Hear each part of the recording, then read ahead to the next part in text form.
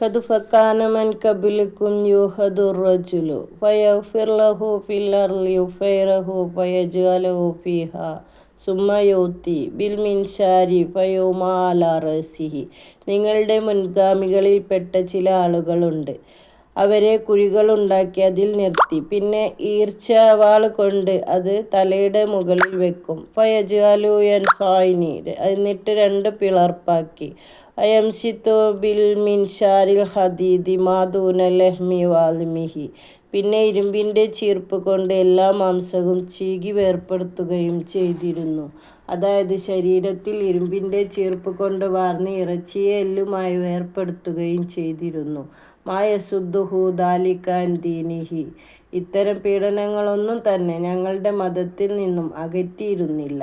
വല്ലാഹി, അല്ലാഹു ആണേ സത്യം. ലയുമന്ന അല്ലാഹു, അല്ലാഹു സുബ്ഹാനഹു തആല പൂർത്തീകരിക്കുക തന്നെ ചെയ്യും. ഹാദൽ അംറു, ഈ ദീനിനെ.